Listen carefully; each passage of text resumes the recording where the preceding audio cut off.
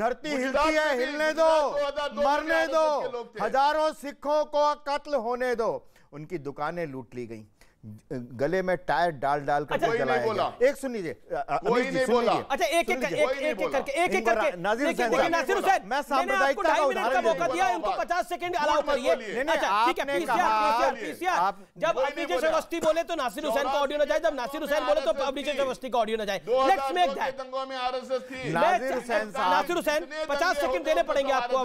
नासिर हुसैन साहब, आपने कहा कि सभी सांप्रदायिकता का एक उदाहरण मैंने आपको ये दिया, सिर्फ एक उदाहरण दिया। मैं भागलपुर, हाशिमपुरा, मेरठ, मलियाना, भिवंडी तो दे ही नहीं रहा हूं अभी।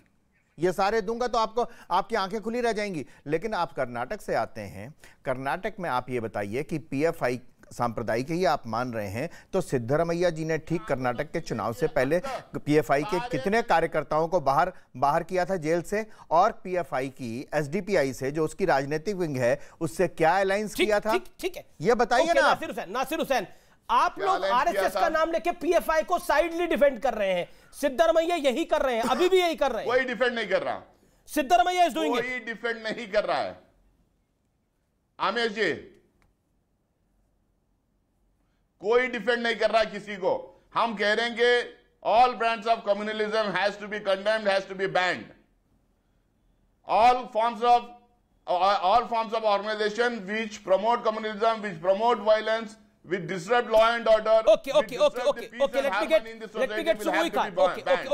Okay. You made your point, Sayyid Nasir Hussain. Subui Khan, ये क्यों इंपॉर्टेंट है जो पीएफआई पे बैन लगा है, और क्या आपको लगता है जो खुलासे सामने आ रहे हैं, जहां पर 2047 तक इस्लामिक राष्ट्र बनाने की बात है, आईईडी बनाने का डॉक्यूमेंट सामने आया है, क्या आपको लगता नहीं अपने आप में बहुत बड़ी चीजें हैं ये? कुछ कम्युनिकेशन का पूरा तंत्र सामने आ गया है।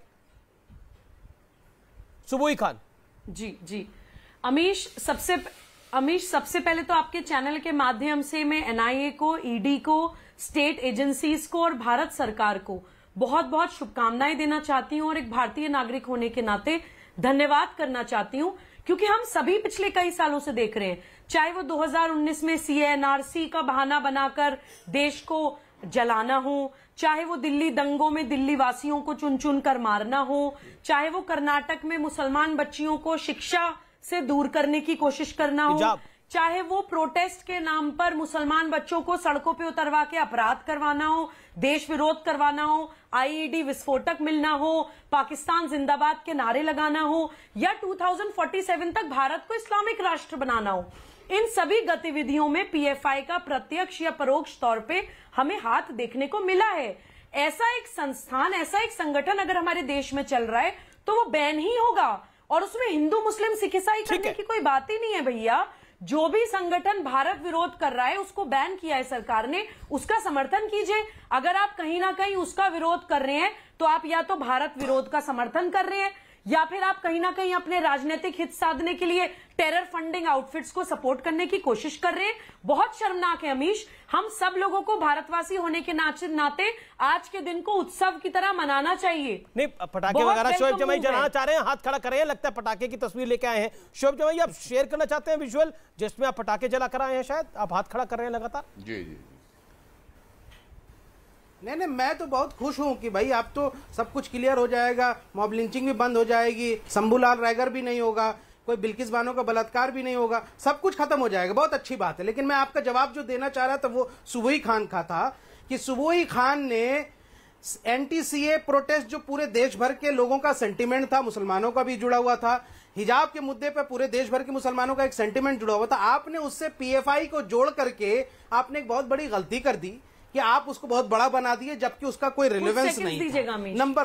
नंबर 2 ये है कि अंग्रेजी में एक कहावत है, कॉल स्पेड अ स्पेड। क्यों बीटिंग अराउंड द बुश आप कर रहे हैं, घूम फिर के बात कर रहे हैं? अरे मैं जब हिम्मत से कह रहा हूं कि यस अच्छी बात है आपने किया बैन, जाइए यहां से, सरदर्द खत्म हुआ, कोई मुसलमान नहीं उसमें यहां से शामिल होगा, और हम न कहते हैं संगठन में शामिल होने के लिए। अरे हम लोहियावादी गांधीवादी विचारधारा से लैस लोग हैं, हम उसकी राजनीति करेंगे। लेकिन आप ऐसे संगठनों को बढ़ावा दे करके और आप आरएसएस का बचाव करके बजरंग दल वीएचपी के खिलाफ नहीं बोलते, सुबुई 30 सेकंड राजनीति को बढ़ावा दे रहे हैं। you made your point, Subui. Audio down, Subui Khan 30 second rebuttal, then Majid Haidari and RSN. जी जी जी जी शुएब भाई, कॉल स्पेड अ स्पेड कहावत को तो मैं बिल्कुल मानती हूं और वही हम कर रहे हैं। पीएफआई एक टेरर फंडिंग का एक संगठन है जो मुसलमान बच्चों को वरगलाता है, भारत के खिलाफ खड़ा करता है, उनको विक्टिमाइज करता है, उनको डराता है, उनको भड़काता है, उनको देश के खिलाफ खड़ा करके सड़कों पर उतारता है और मानसिक कंट्रोल करके भीड़तंत्र की तरह इस्तेमाल करता है। ये बात बहुत अच्छी मुसलमानों के हित में होगी, क्योंकि ये मजहब के लिए नहीं कर रहे हैं, ये सिर्फ पैसे के लिए कर रहे हैं। मजहब का नाम है लेकिन मजहब के लिए नहीं कर रहे हैं। विदेशों से पैसा लाते हैं माइनॉरिटीज के नाम पर, कहीं मुसलमान बच्चे को हिजाब के नाम पे भड़का रहे हैं, कहीं उनको किसी नाम पे भड़का रहे हैं। ठीक है, ठीक है, ठीक है, Majid Haidari, okay, audio down. Majid Haidari, आपका तो अनुभव है 370 भी हटाई गई थी, आपका तो अनुभव है कि इस सरकार में, इस शासन में इसी तरह से कार्य होते हैं। पीएफ तो आपका तो अनुभव है, आपने तो 370 का हटाना भी सेलिब्रेट किया था। क्या आपको लगता है कि पीएफआई का आप भी आइडिया देना चाहेंगे, पीएफआई के बैन को कैसे सेलिब्रेट करना चाहिए अक्रॉस इंडिया? अमीश भाई, इन दो पंक्तियों से शुरू करूंगा कि पीएफआई पे इल्जाम बेवफाई है, पीएफआई पे इल्जाम बेवफाई है, भाजपा तेरी दुहाई है, तेरी दुहाई है, तेरी दुहाई है। बना नहीं है कुछ। अमीश भाई, आरडीएक्स, AK-47 या कोई आतंकी हमला तो दूर की बात है, पीएफआई के पास से कोई सुतली बॉम्ब भी बरामद नहीं हुआ, लेकिन बैन लग गया। चलिए, लग गया बैन। मैं भी आज खुशी मनाता अगर 2024 के इलेक्शन से पहले आज एबीवीपी भी बैन हुआ होता, वीएचपी भी बैन हुआ होता, बजरंग दल भी बैन हुआ होता। लेकिन क्योंकि आज पीएफआई को बैन करके लोकतंत्र के एक हिस्से का जनाजा निकाला गया है, तो मैं मातम के बगैर। पर कांग्रेस भी कह रही है कि पीएफआई पर बैन तो सही है, कांग्रेस भी कह रही है पीएफआई पे बैन सही है। देखें, पीएफआई पे बैन सही तब होता अगर बजरंग दल, वीएचपी और एबीवीपी भी कम से कम शुरुआत में बैन हो जाते। शुभारंभ तब हम इसे मानते। ठीक है, you made your point. RSN militant outfit America की सरकार किसे कहता है? ठीक है,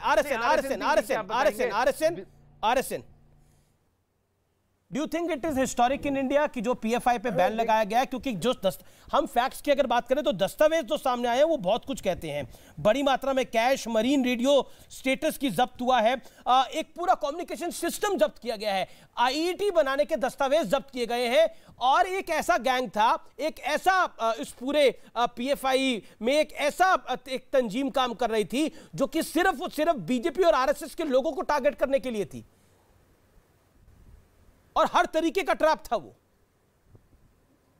आरएसएन, मैं ब्रेक ले रहा हूं, मुझे ब्रेक ले रहा है, ब्रेक के बाद आ रहा हूं, आप देखते रहिए आर पार। ब्रेक के बाद आ रहा हूं आरएसएन आपके पास।